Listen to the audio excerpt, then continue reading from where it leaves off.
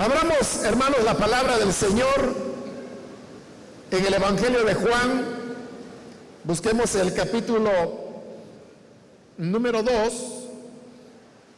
y vamos a leer los versículos que corresponden en la continuación del estudio que estamos desarrollando en este Evangelio.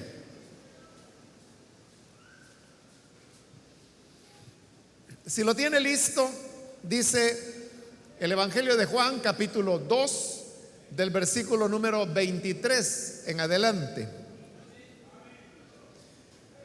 Mientras estaba en Jerusalén durante la fiesta de la Pascua, muchos creyeron en su nombre al ver las señales que hacía. En cambio, Jesús no les creía porque los conocía a todos. No necesitaba que nadie le informara nada acerca de los demás, pues él conocía el interior del ser humano. Solamente eso vamos a leer. Pueden tomar sus asientos, por favor, hermanos.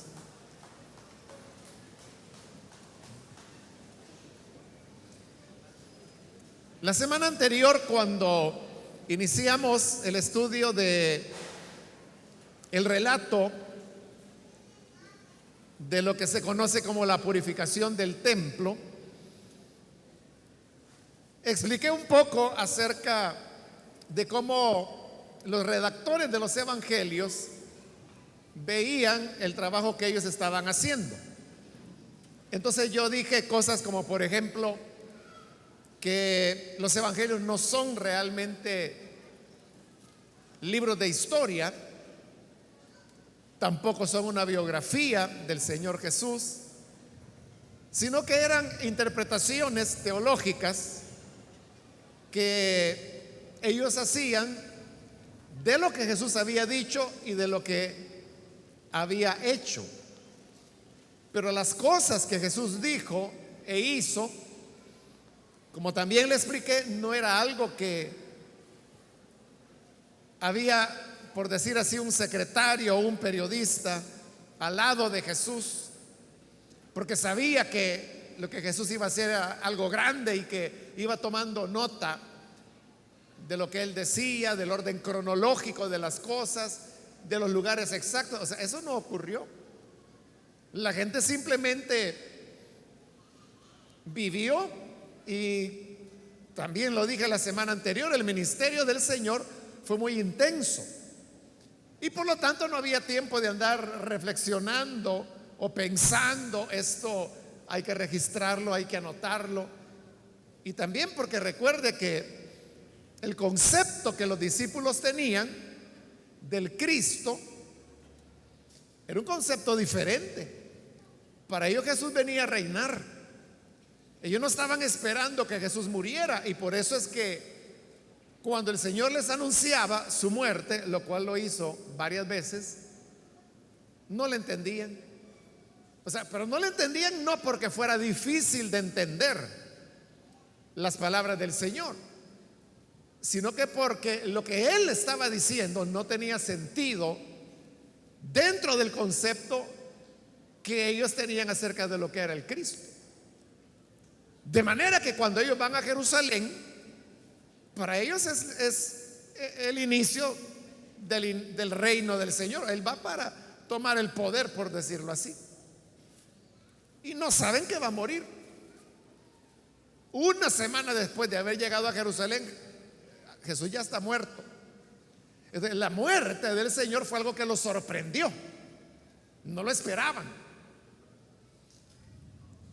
Y luego resucita, y cuando resucita es que ellos ya comienzan a preguntarse, entonces, ¿quién era este, no? Y después de reflexionar por varios años, es que comienza a conservarse lo que él dijo, lo que él enseñó. Entonces, era por memoria simplemente, que la gente decía, no, es que él dijo en tal oportunidad esto, esto y esto. Esa tradición que era oral luego se fue convirtiendo en pequeños relatos que estaban escritos, muy pequeños.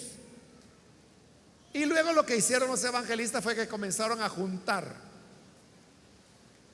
esos relatos. Pero esos relatos, hermanos, no eran ordenados de una forma cronológica, sino que eran ordenados de acuerdo al interés teológico que tenían los redactores de determinado evangelio. Por ejemplo, redactar el evangelio de Juan fue un proceso. No es como nosotros a veces imaginamos y vemos las cosas como muy simples, ¿no? Que creemos que un día Juan se sentó y agarró papel y comenzó a escribir que en el principio era el verbo y el verbo estaba con Dios, y fue escribiendo todo el evangelio hasta llegar al final. O sea, no fue así, sino que fue un proceso. Juan, igual que todos los evangelios y la mayor parte de los libros del Nuevo Testamento, es un libro colectivo y anónimo. Colectivo porque fue redactado por varias personas, y anónimo porque no sabemos cuáles o quiénes fueron esas personas, ni cuántas. En la introducción, hermanos, al Evangelio de Juan hubo elementos que yo no mencioné porque quizás son un poco técnicos y explicarlo llevaría solo eso como una hora, ¿no? Pero por ejemplo, un elemento que yo no mencioné es que para que el Evangelio de Juan llegara a la forma, al estado que tiene hoy en día, pasó por 5 sucesivas redacciones. Es decir, que primero el Evangelio de Juan era una cosa que fue modificada con una segunda redacción. A esa le siguió una tercera, luego una cuarta y luego una quinta. Después de la quinta redacción, el Evangelio de Juan quedó ya así como lo tenemos nosotros. Claro, todo eso que le estoy diciendo no es un invento ni una ocurrencia, ¿no? Sino que está basado en el estudio del mismo texto. Y por eso le digo, es un tema que sería, no digo que no sea interesante, pero quizás un poco técnico, cansado. Pero uno lo puede encontrar en el texto. O sea, uno puede ver que en el texto del Evangelio hay una evolución. Entonces, estoy recordándole esto que yo mencioné hace una semana atrás, porque hoy en lo que hemos leído, ahí encontramos uno de esos aspectos. ¿Se recuerda cuando yo le comencé a explicar del ciclo de Caná? Que vimos que comienza en el capítulo 2 y va a terminar hasta el capítulo 4. Y una de las características del ciclo de Caná, y por eso se le llama así, es porque esa serie de relatos comienza con un relato en Caná y termina con otro relato en Caná. Es decir, el Señor sale de Caná, va a Jerusalén, después de ir a Jerusalén, regresa por Samaria, donde se encuentra con la mujer samaritana, y vuelve a Caná.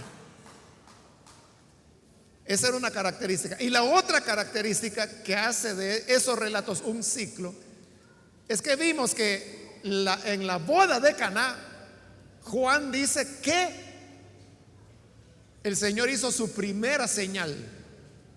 Fue la primera señal que hizo. Pero al cerrar el ciclo de Caná, en el capítulo 4, véalo usted, el versículo 54 del capítulo 4 de Juan. Ahí es donde se relata cuando el Señor sana al hijo de un funcionario, y eso es en Caná.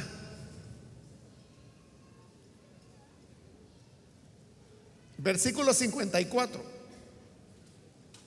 Esta fue la segunda señal que hizo Jesús después de que volvió de Judea a Galilea. Había vuelto a Caná.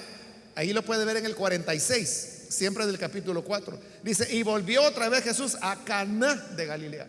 Entonces, en Caná es donde sana al hijo del funcionario. Y dice que esa sanidad de ese funcionario, perdón, del hijo del funcionario, versículo 54, fue la segunda señal que hizo Jesús.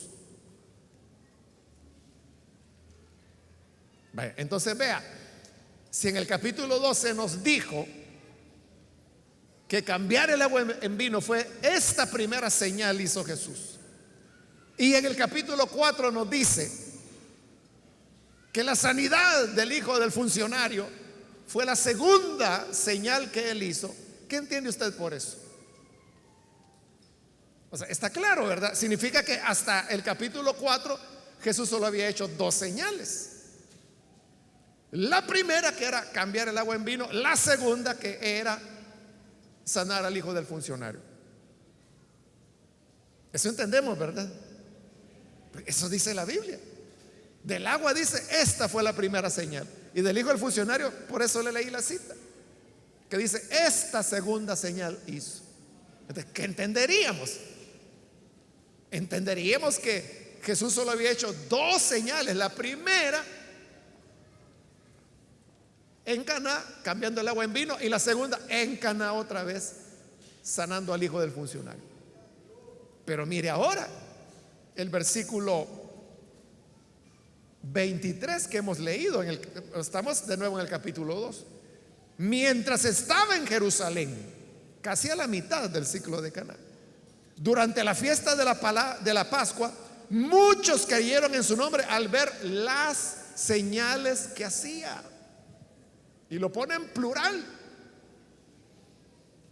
Es decir, que estando en Jerusalén, Jesús hizo señales. ¿Cuántas? No sabemos, porque solo dice en plural. Entonces, ¿cómo es eso?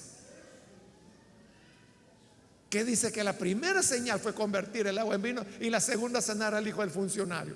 Y todas estas de Jerusalén. Como es plural, por lo menos fueron dos.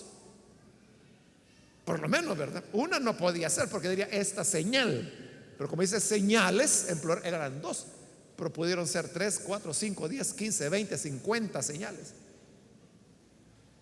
Pero poniendo el mínimo que hayan sido dos, entonces significa que la sanidad del hijo del funcionario no era la segunda señal, era la cuarta. Entonces, ¿cómo es eso? ¿Cuál es la explicación a eso? La explicación es eso que hice yo la semana anterior. Por eso me tomé ese tiempo y por eso me lo estoy tomando otra vez. Entender cómo los evangelios fueron redactados. Porque uno diría, bueno, entonces los que hicieron este evangelio no se dieron cuenta que dijeron esta es la primera señal y luego la segunda señal, y no se dieron cuenta que en medio dijeron que Jesús había hecho varias señales. Sí se dieron cuenta. O sea, si nosotros que lo leemos nos damos cuenta, ¿cómo nos iban a dar cuenta? Y es que fueron los que lo escribieron.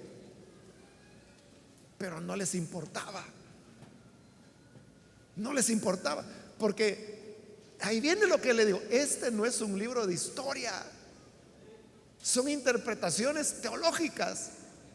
No les importa que matemáticamente aquella no sea la segunda, sino que al menos era la cuarta, pero pudiera ser la 12ª, la 48ª. Pero no les importa, porque el evangelio no es una lista de las señales que Jesús hizo numeradas del 1 al 0 o del 1 al 1000. No. El evangelio de Juan es una interpretación teológica.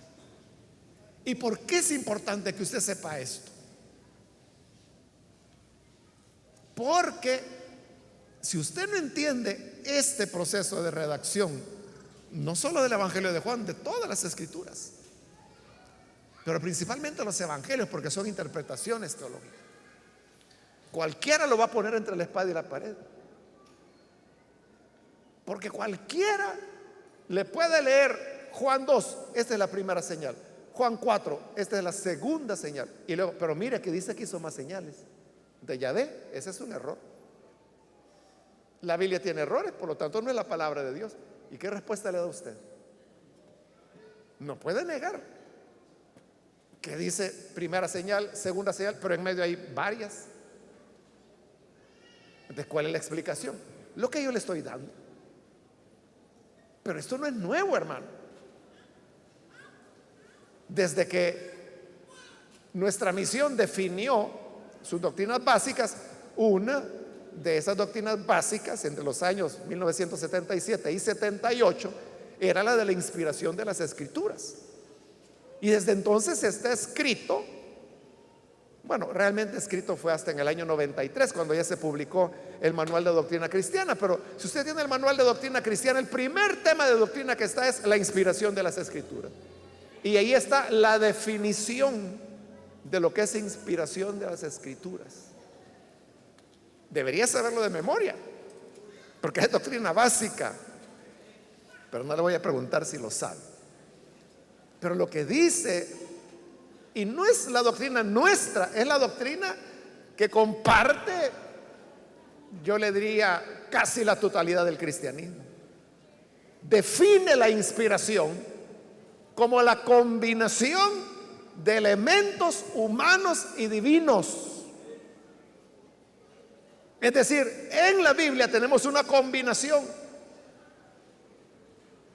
de palabras de Dios, de la revelación de Dios mezclado con elementos humanos, como por ejemplo oraciones humanas, temores humanos, pecados humanos, errores humanos. Aunque este realmente no es un error.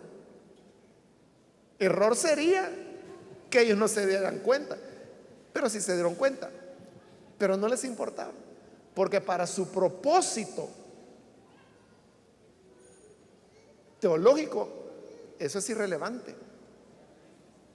A ellos lo que les interesa es cerrar el ciclo de Caná teológicamente, porque todo es una unidad, como lo vamos a ver ahora. Entonces, por eso les interesa decir, esta es la primera señal, esta es la segunda señal, y esta fue en Caná y esta fue en Caná, y ahí se cierra el ciclo para luego comenzar otro, porque así está estructurado el Evangelio de Juan. Eso, hermanos, es igual que si un día un predicador, a mí me ha pasado, por ejemplo, que estoy predicando quizá de Moisés, digamos, y yo digo que Moisés mandó a hacer el arca del pacto y que el arca del pacto era acá, y de repente, por un lapsus mío, yo digo, y el arca de Noé era así. O sea, yo estaba hablando del arca del pacto de Moisés, pero de repente podría confundirme y decir, y el arca de Noé era de madera de gofer y de oro.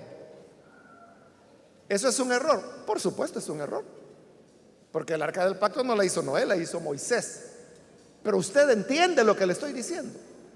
Claro, aunque usted sabe que cometió un error, usted sabe que es eso, que se me fue la lengua en ese momento. Pero eso no le afecta a usted en nada la enseñanza que estoy dando. O si yo digo, y así fue como apedrearon a Felipe y llegó a ser el primer mártir cristiano. Ese es un error, porque no fue a Felipe, fue a Esteban al que apedrearon. Pero muchos de ustedes ni cuenta se habían dado. ¿Es un error? Sí, es un error, pero la verdad que yo estoy enseñando no sale afectada. Igual es acá. Bueno, acá es diferente, porque le vuelvo a insistir, no es un error. O sea, no es que ellos no se dieron cuenta, porque ellos eran lo que estaban escribiendo, y uno sabe lo que escribe. Y si yo dije que Jesús hizo señales, no puedo decir ahora que es la segunda señal, cuando yo mismo he puesto que hizo otras señales en Jerusalén. Entonces no es un error, porque error sería de que se les escapó, no se dieron cuenta. Es que no les importaba, no les importaba. Porque no era esa el propósito del evangelio. El propósito del evangelio es teológico. Ya le dije, no es histórico, y por eso la vez pasada hice la diferencia entre historia e historicismo. O sea, no significa que esto sea mentira, no. Porque el historicismo es verdadero, pero no es historia. No le vuelvo a explicar porque sería repetir la enseñanza de la semana atrás. Pero lo menciono, hermano, porque aquí está un ejemplo de lo que le dije la semana anterior, y también para que algún pícaro no le vaya a agarrar a usted en curva y que usted no sepa responder a qué obedece esos aparentes errores o discrepancias, ¿no? Cuando no es así. Bien, entonces dice el versículo 23: mientras estaba en Jerusalén, durante la fiesta de la Pascua. El original lo que dice es en la fiesta, perdón, en la Pascua, en las fiestas, así dice. Mientras estaba en Jerusalén, en la Pascua, en las fiestas. En español eso suena un poco raro, ¿verdad? Por eso es que aquí lo han puesto durante la fiesta de la Pascua. La Reina Valera dice en la fiesta de la Pascua, pero el original lo que dice es en la Pascua, en las fiestas, porque era diferente. O sea, la Pascua era un día,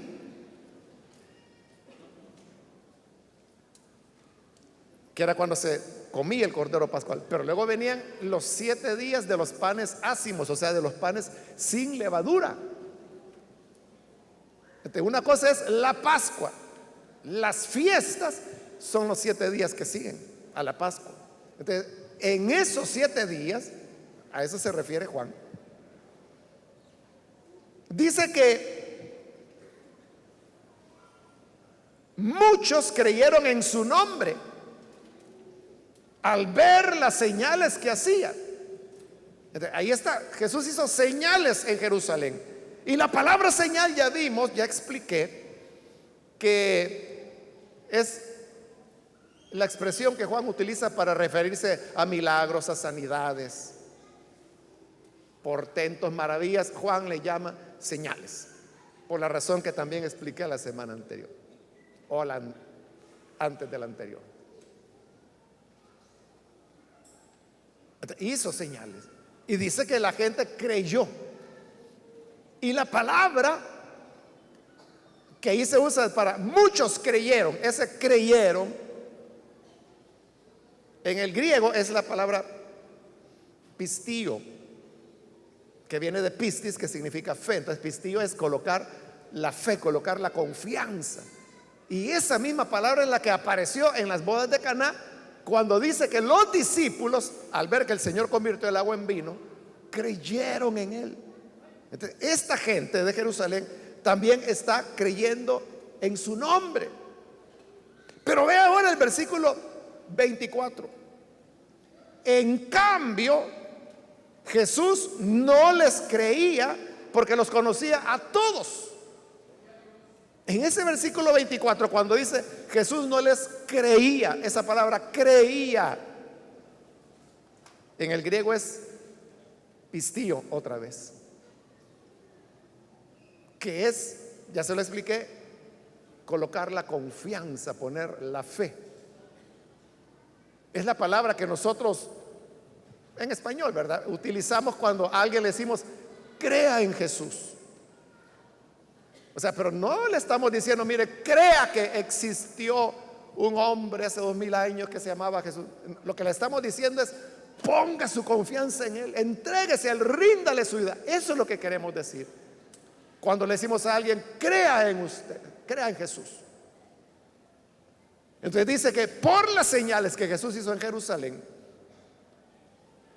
la gente creyó en él, pero él no creía en ellos. porque es la misma palabra. Entonces nosotros somos creyentes en Jesús, creemos en Jesús. Así es, ¿verdad, hermanos? ¿Cuántos creen en Jesús acá? Él no cree en ninguno de nosotros. Eso es lo que dice aquí. O sea, dice, muchos creyeron en él, en cambio Jesús no les creía. ¿Por qué Jesús no cree en el ser humano? Dice, porque los conocía a todos. Y aquí viene lo más tremendo, el versículo 25. No necesitaba que nadie le informara nada acerca de los demás, pues él conocía el interior del ser humano. Y así es como dice el original griego. Conocía el interior del ser humano. Porque en la Reina Valera se pierde la fuerza de la expresión, porque la Reina Valera traduce, él sabía lo que había en el hombre. No dice mucho, ¿verdad? Pero en el griego lo que dice es, así como lo ha traducido la Nueva Versión Internacional, él conocía el interior del ser humano, porque no es lo mismo que yo conozca a una persona a que conozca el interior de esa persona. Porque si yo conozco a una persona, lo que conozco es su exterior, su apariencia.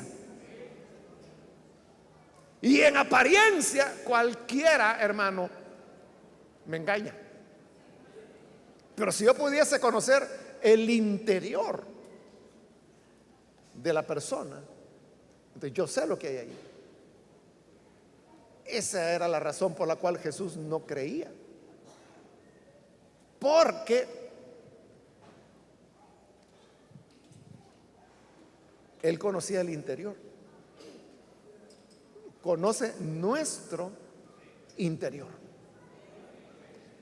Los seres humanos somos, hermanos, hábiles para ocultar algunas cosas.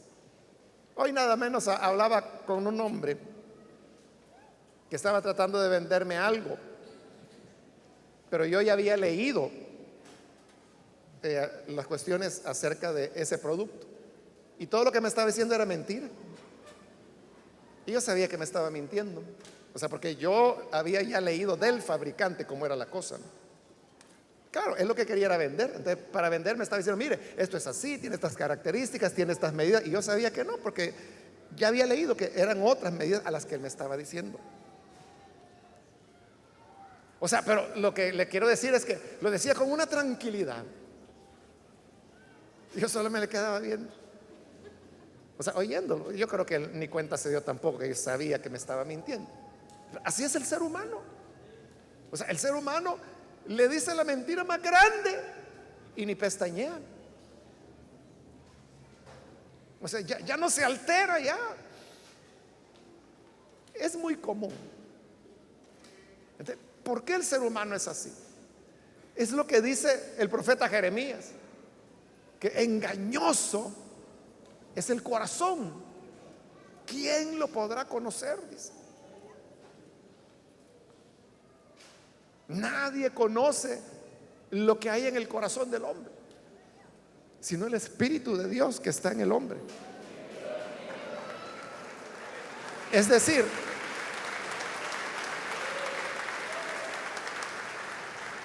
ni nosotros nos conocemos a nosotros mismos. Porque nosotros, cualquiera de nosotros podría decir, no, mire, yo podría hacer cualquier cosa en la vida, pero matar a una persona, yo no podría hacerlo. No se conoce.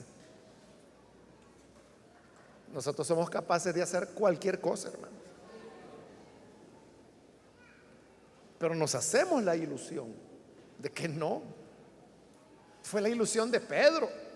Señor, aunque todos estos ingratos te nieguen, yo no te voy a negar. Y si tengo que ir a la cárcel, no te voy a negar. Es más, si tengo que morir, no te voy a negar. Y fue el primero que lo negó. Jesús le dijo, como aquí dice, él no necesitaba que le dijeran nada del hombre, porque conoce el interior. Jesús conocía el interior de Pedro. Ay, Pedro, nunca me vas a negar. No, no, no, no. Y si te asustan, no, no, no, no, no. Ni la cárcel, Señor, ni la muerte me hará negarte.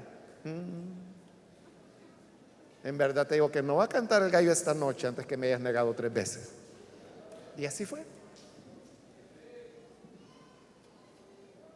Si el ser humano es así, hermano, ¿cuánto cuidado no debemos tener nosotros? ¿Cuánto cuidado no tenemos que tener del ser humano? Porque vea, a veces nosotros nos confiamos, no, si es hermanito, no, si es hermanita. ¿Y qué le garantiza eso? A veces hay jóvenes, señoritas, que buscan consejería sobre el tema del matrimonio. Y yo lo que les digo es eso: nada, no hay nada que te pueda garantizar que determinado muchacho es una buena persona. Si es cristiano, le digo yo, eso da un poquito más de seguridad, pero ninguna garantía.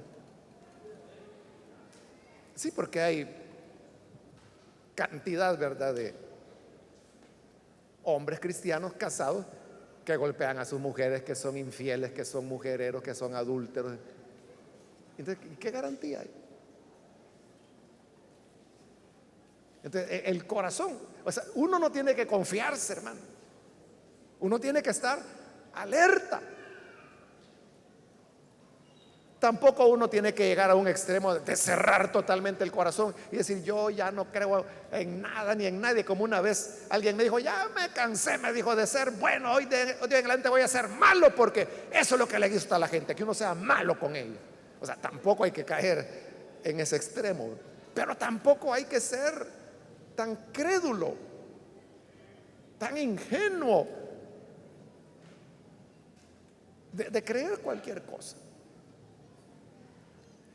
Yo, hermano, siempre, bueno, no siempre, muy pocas veces he contado de la experiencia que tuvimos allá en Santa Ana cuando construimos lo que hoy es el auditorio de la iglesia. Eso fue a finales de los años 80 y principios de los 90.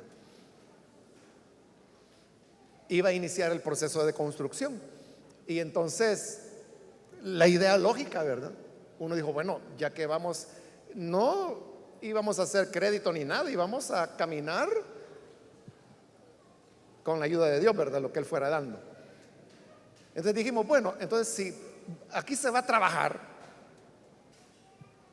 ¿por qué le vamos a dar trabajo a los impíos, sabiendo aquí en la iglesia hermanos que son albañiles, que son carpinteros, que son los que manejan el hierro, armadores? Sí, dijimos todos. Y eran hermanos. Pero mire, hermano, pasaron como 2 años y eso no iba ni siquiera a paso de hormiga, porque creo que las hormigas trabajan más rápido.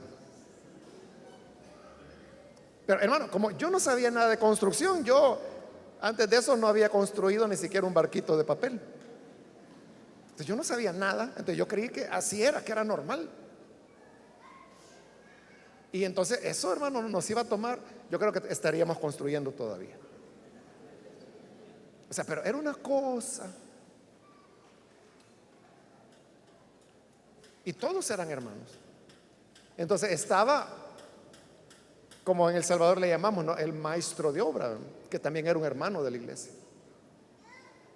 Pero vea, cuando ya pasaron 2 años y veíamos que ya habían pegado un ladrillo, claro, estoy exagerando, no, pero así, algo así era la cosa.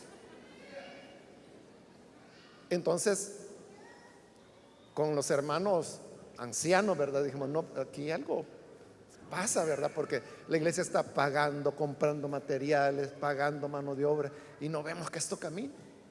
Te mandamos a llamar al hermano a una reunión, al hermano maestro de obra, y dijimos: hermano, hemos observado esto, esto y esto.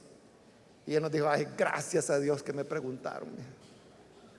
Yo no había querido decir nada, porque yo sé que son hermanos los que están ahí, y algunos de esos tienen privilegios. Y era cierto. Ahí había diáconos, coordinadores de diáconos. Incluso había uno que era ya encargado de zona. Pero él nos dijo: yo no puedo trabajar con ellos.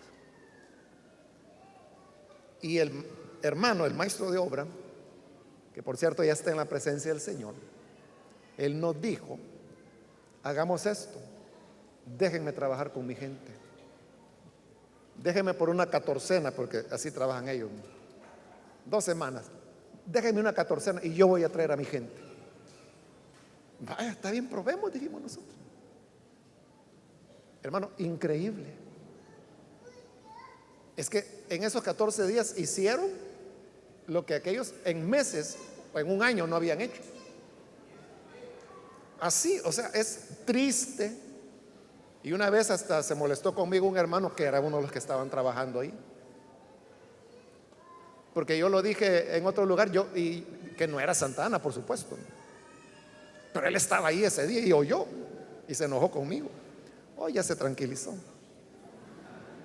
porque él era uno de ellos que estaban ahí trabajando. Y mire, hermano, a partir de ese momento a ningún hermano le volvimos a dar trabajo de la construcción. Y la obra avanzó. O sea, no fue porque ellos dijeron: agarremos, démosle duro en estos 14 días para quedarnos con el trabajo. Es que no fueron los 14 días, fueron los años que siguieron. O sea, esa gente impía, bueno, algunos se convirtieron, algunos de ellos se convirtieron ahí en la iglesia, trabajando ahí. Hermano, ellos no pararon, le dieron. Entonces uno se pregunta: bueno, si aquellos eran cristianos que amaban, miembros de la iglesia, que amaban la iglesia, y que ellos más que nadie querían que el edificio estuviera terminado lo más pronto posible, le pusieron empeño. No, lo que querían era que eso durara 100 años para tener trabajo hasta que fueran viejitos. Ese es el interior del hombre. Ese es el interior del hombre. ¿Sí? Así es.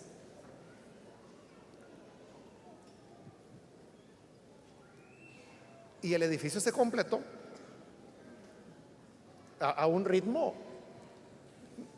Recuerdo, hermanos, que llegó un momento en que la iglesia ya no podía comprar materiales al ritmo de trabajo y de construcción que traían estos muchachos, y no había aumentado el número.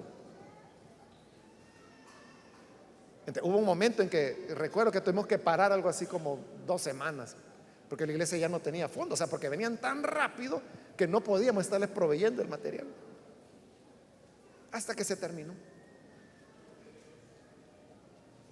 Entonces, usted me dirá: pero mire, pero no todos son así. Yo creo que no, y primero Dios, que no todos sean así, por favor. Pero le estoy contando una realidad. Le estoy contando una realidad. Y se la cuento para que usted tenga precaución, para que tenga cuidado, porque alguien puede llegar y decirle: hermanito, fíjese que el Señor me ha hecho sentir que usted me va a prestar $500 porque mi madrecita la tengo enferma y la van a operar, y fíjese que no hay la medicina en el hospital y yo tengo que comprarla, y eso cuesta cada ampolla $80 y le han pedido 40. Y es mentira. Quizá la mamá se le murió hace como 20 años a esa persona y todavía la tiene hospitalizada. Entonces, pero cuando uno es muy confiado, o sea, por eso Jesús no creía en nadie.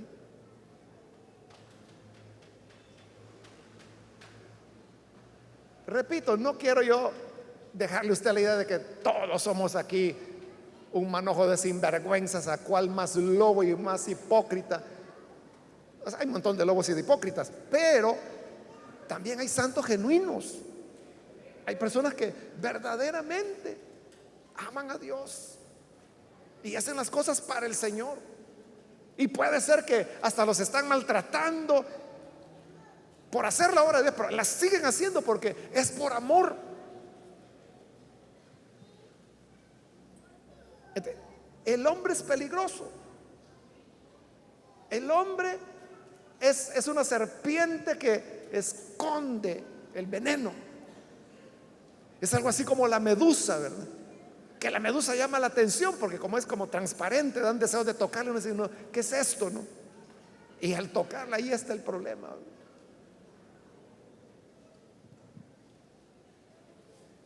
Así es el hombre. O sea, tiene una apariencia, tiene un discurso, tiene unas palabras, tiene un diálogo. Entonces, hay gente que dice, no, es que viera, yo como amo al Señor, es que yo por el Señor sí que lo doy todo. Si fuera necesario dar la vida, yo la doy. No, hermano, no le crean. O sea, la vida es la que va a dar testimonio de que si quien realmente ama a Dios ni lo dice, pero lo practica. Y el que solo es que yo aquí, que yo allá, que yo esto, que lo otro, a ese no hay que creerle, hermano. Por eso es que el que pide privilegios no hay que darle. Y el que no lo pide, ese es el indicado. Y aquel que cuando usted le dice, vaya, va a tener este privilegio, no, por favor, hermano, no me lo dé, ese es el más indicado. Pero aquel que lo anda buscando, algo está mal ahí. Entonces el Señor lo sabía.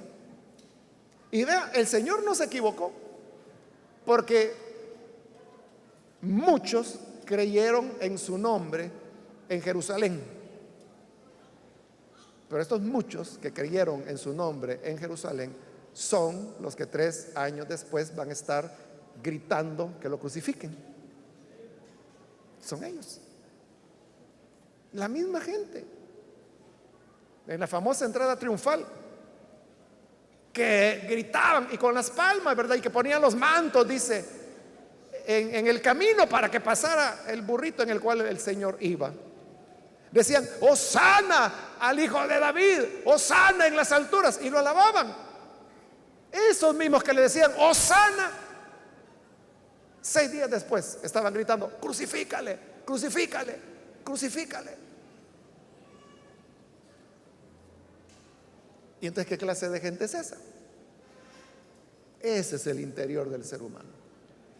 Entonces, si el ser humano es así, entonces uno se pregunta, entonces, ¿cuál es el remedio? ¿Qué es lo que puede cambiar al ser humano? ¿Qué puede producir seres humanos verdaderamente correctos, honestos, sinceros? ¿Sabe qué lo puede producir? Lo que sigue aquí en el Evangelio de Juan, el capítulo 3. Famoso, ¿verdad? ¿Y qué vamos a encontrar ahí en el capítulo 3? Exactamente. Puede copiar, puede ver la Biblia, no hay problema. Sí, es la plática de Jesús con Nicodemo. ¿Y cuál es el tema ahí? Te es necesario nacer de nuevo. Ese es el remedio. Ese es el remedio. Por eso le digo, el ciclo de Caná es una estructura. Y no sé si se recuerda cuando le expliqué que yo le dije que era como un arco, ¿no? Que comenzaba en la boda de Caná, en Caná, y terminaba con la sanidad del hijo del funcionario en Caná. Pero entre los dos hay relatos, pero que van así en ascensión, y que hay elementos que se corresponden el uno con el otro. Pero ¿qué es lo que está en la cúspide? ¿Sabe lo que está en la cúspide? Es te es necesario nacer de nuevo. Entonces, esa estructura, esa forma de escribir, que es bastante frecuente, diría yo, en las escrituras, a eso los especialistas, los biblistas, le llaman quiasmo. Entonces, el quiasmo es, yo se lo pongo así en forma de medio círculo, pero realmente es un triángulo. Entonces, lo que está en el vértice es la clave para interpretar todo el relato. Entonces, ¿cuál es el vértice de este quiasmo? Te es necesario nacer de nuevo. Entonces, esa es la clave. A eso es a lo que vamos. Por ponerle correspondencia, aquí estos vieron señales y creyeron, pero Jesús no creyó en ellos. Del otro lado del vértice, cuando ya pasemos Nicodemo, vamos a encontrar a la mujer samaritana, la cual no vio ninguna señal y creyó en Jesús, y Jesús creyó en ella. Entonces hay un contraste. Entonces, ¿por qué estos no y aquellas sí? O incluso podríamos hacernos la pregunta de esta otra manera. Le dije que la palabra creyeron es la misma palabra que en las bodas de Caná se utiliza para decir que los discípulos creyeron en el Señor, porque cambió el agua en vino. O sea, creyeron por una señal. Estos también han visto señales y han creído. Pero en aquellos Jesús sí creyó, en estos no creyó. ¿Por qué en los discípulos sí y en estos no? O sea, esos elementos, por ejemplo, son los que van conectando todos estos relatos y por eso forman una unidad. Por eso se llama ciclo, que le dije que es una colección de narraciones que tienen una unidad de sentido. Entonces, este relato, estos versículos, 3 versículos que hemos leído, el 23, 24 y 25, es la transición para el capítulo 3, donde ya viene el gran tema que el Señor quiere tocar. Y ahí, ¿qué es lo que va a enseñar? ¿Quién era Nicodemo? Me voy a adelantar un poco a la siguiente semana. Pero ¿quién era Nicodemo? Exactamente, un maestro religioso. Por eso es que cuando él llegó a preguntarle a Jesús, Jesús le dijo: ¿y eres maestro de Israel y no sabes esto? Si no sabes las cosas terrenales, ¿cómo vas a saber las celestiales? Entonces era muy religioso, pero le dijo el Señor: te es necesario nacer de nuevo. No es te es necesario ir a la iglesia como nosotros le decimos a la gente. No, usted lo que necesita es ir a la iglesia. Usted lo que necesita es que oren por usted. No, nada de eso. Porque la gente puede venir a la iglesia y seguir siendo más pícara que antes. Se puede orar por ellos y pueden seguir siendo igual que siempre. Pero si nacen de nuevo, ahí es donde la cosa cambia totalmente.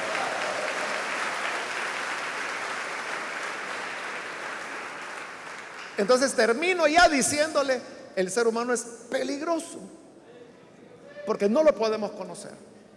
No sabemos si trae un cuchillo escondido para clavárselo. Y cuando lo ve dice: hermanitillo, lindo, precioso, encantador, chulo, lindo, y con el puñal en la mano. ¿Cómo hacemos para saber si esas expresiones de amor son sinceras o es un solemne hipócrita? No lo podemos saber porque ese es el interior del hombre. Y ese interior solo el nuevo nacimiento lo puede cambiar. Por eso no tenemos que enseñar religión, tenemos que enseñar nuevo nacimiento. No tenemos que enseñar normas o tradiciones humanas, sino que nuevo nacimiento. Es lo único que puede cambiar la morgue que el ser humano lleva dentro de sí. Pero también eso debe movernos a preguntarnos: ¿qué tengo yo dentro de mi corazón? ¿Qué hay en mi interior? Si usted dice: Dios lo sabe, claro que lo sabe si ahí dice. Pero yo no estoy preguntando que si Él lo sabe o no lo sabe. Estoy preguntando: ¿tú sabes qué hay en tu interior? Porque al final, recuerde, no seremos juzgados por la apariencia, o por si tenía privilegios o no tenía privilegios, si se ponía uniforme o no se ponía uniforme. Es el interior. Pablo dice, 1 Corintios 5, no juzguemos nada antes de tiempo, hasta que el Señor venga, el cual no juzgará por las apariencias, sino por las interioridades del corazón. Entonces, no va a ser la apariencia, no va a ser, es que mi mamá era la coordinadora de diaconisas, pero la pregunta es, ¿tú qué tienes en tu corazón? Entonces, si alguno cree que no está tan claro dentro de su corazón, no hay mucha luz dentro del corazón, o no huele muy bien en su interior, hoy es el día para creer en Jesús y nacer de nuevo. Amén. Vamos a orar, cerremos nuestros ojos y quiero hacer una invitación para las personas que todavía no han recibido al Señor Jesús como Salvador, pero si usted ha escuchado la palabra y la ha comprendido, yo quiero invitarle para que usted no deje pasar el día de hoy para recibir a aquel que conoce nuestro interior y sabe. Aquí podemos aparentar cualquier cosa, hermanos, podemos estar sentados bien bonitos, pero el Señor no cree en nuestra apariencia porque conoce el interior del hombre. Esa es la clave, el interior. Hay alguien que quiere venir para tener un encuentro con Cristo y que su interior pueda ser transformado. Póngase en pie, por favor, ahí en el lugar donde se encuentra, para que podamos orar por usted. Muy bien, aquí hay una persona que pasa, Dios la bendiga. Alguien más que necesita venir puede ponerse en pie. Venga, que hoy es cuando el Señor Jesús le está llamando. Otra persona que necesita venir para creer en el Hijo de Dios y que su interior sea renovado, sea iluminado, sea revitalizado. Hoy es el momento para venir. Muy bien, aquí hay un hombre, Dios lo bendiga, bienvenido. Otra persona que necesita pasar puede ponerse en pie. Le animo para que venga. Sinceridad es lo que Dios busca y es lo que menos hay en el corazón humano. Pero hoy es el día para tener un encuentro sincero con el Señor. Muy bien, aquí hay otra persona, Dios lo bendiga, bienvenido. Alguien más que necesita pasar para creer en el Señor, póngase en pie y venga, vamos a orar por usted. Es su oportunidad para que su corazón pueda ser limpio, más blanco que la nieve, dicen las Escrituras, más resplandeciente que el mismo sol.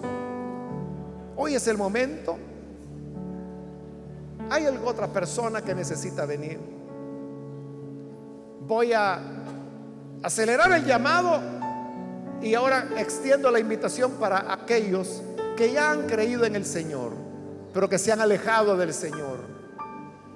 No digo alejarse de la iglesia, quizás usted ha estado aquí toda la vida, pero muy lejos del Señor, su interior muy lejos del Señor. ¿Quiere reconciliarse? Póngase en pie, vamos a orar. Venga con toda confianza. Es mejor en este momento usar de honestidad y no que en el día final tengamos que ser apartados en vergüenza del Hijo de Dios. ¿Hay alguna otra persona que necesita venir? ¿Es primera vez que se entrega al Señor? Muy bien, aquí hay una joven que viene, Dios la bendiga, bienvenida. ¿Alguien más que necesita pasar? Póngase en pie. O si necesita reconciliarse, venga, yo voy a finalizar. Solo espero a que esta persona llegue aquí al frente para hacer la oración. Pero si hay alguien más que necesita aprovechar estos segundos, muy bien, aquí adelante hay otro hombre, Dios lo bendiga. Vamos a orar ahora. ¿Hay alguien más? A usted que nos ve por televisión, lo invito para que se una con las personas que están aquí al frente y reciba al Señor en su interior. Señor, gracias por las personas que están en este momento entregando sus vidas a ti y que están aquí ante tu presencia. Te pido por ellos, como también aquellos que a través de la televisión, de la radio o del internet están abriendo sus corazones para en sinceridad recibirte a ti, ser así salvados, cambiados, y Señor, que tu nombre pueda ser glorificado en cada una de estas vidas. Señor, limpia nuestro corazón, danos corazón nuevo, puro, transparente delante de ti y delante de nuestro prójimo, para que vivamos caminando en rectitud cada día de nuestra vida. Por Jesucristo nuestro Señor lo pedimos. Amén y amén. Bendito sea el Señor. Damos la bienvenida a estas personas. Dios les bendiga.